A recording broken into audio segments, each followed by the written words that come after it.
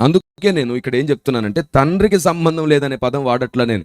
తండ్రియే కుమారుని ద్వారా ఈ సమస్త సృష్టిని చేయించారు.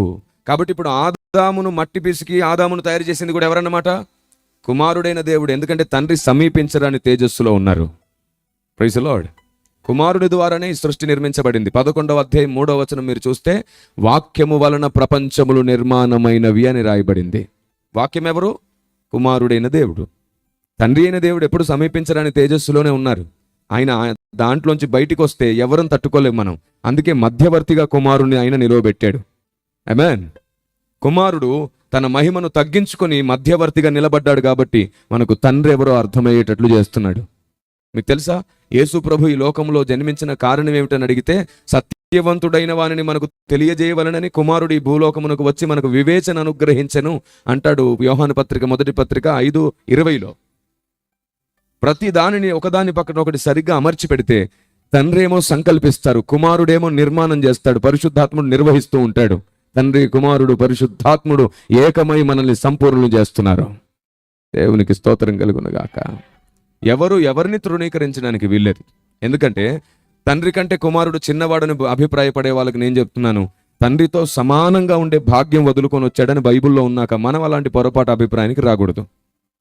ఒక 15 సంవత్సరాల క్రితం ఒక పెద్ద ఆయన అన్నాడు, బాబు తండ్రి పెద్దోడు, కుమారుడు కొంచెం చిన్నోడు, పరిశుద్ధాత్ముడు ఇంకా కొంచెం చిన్నోడంట. ఈ కొలత మీకెవరిచ్చారు సార్ అని అడిగా నేను. ఆయన మాట్లాడిన కొలత ఎలాంటిదో తెలుసా? వారు ఈ భూలోకంలో పనిచేయడానికి తమ స్థాయిని తగ్గించుకొని వచ్చినప్పుడు ఉన్న కొలత మాట్లాడుతున్నాడు ఆయన.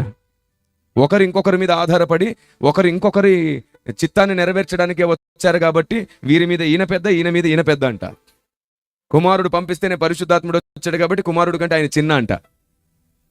ఈ అంటలన్నీ తంట దగ్గరే వచ్చి ఆగిపోతాయి. దేవుని ప్రజ అలా కాదు.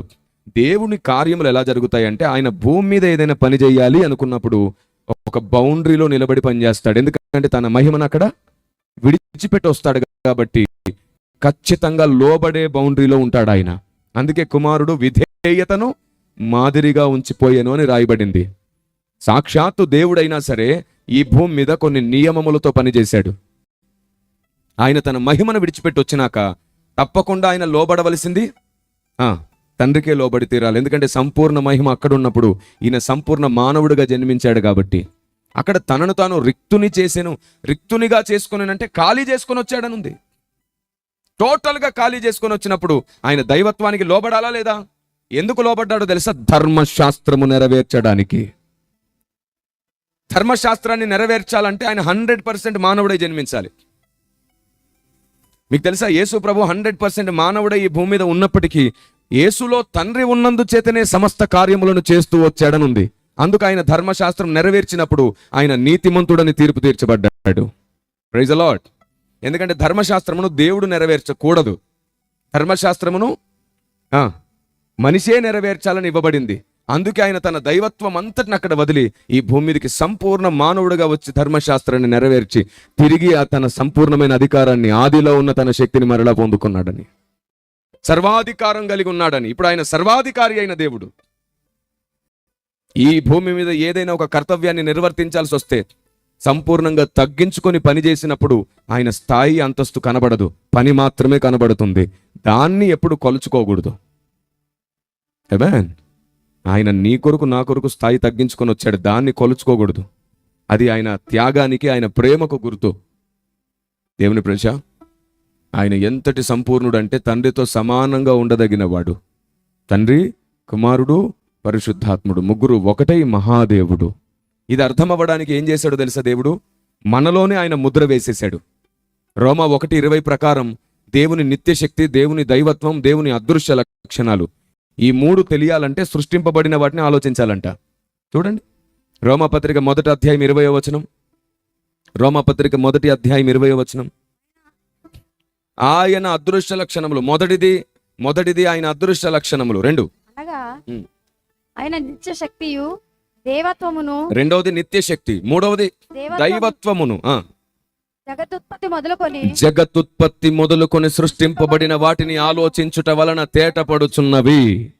కాబట్టి ఆయన దైవత్వము, ఆయన అదృశ్య లక్షణాలు, ఆయన నిత్యశక్తి తెలియాలంటే సృష్టింపబడిన వాటిని కూడా ఏం చేయాలంట?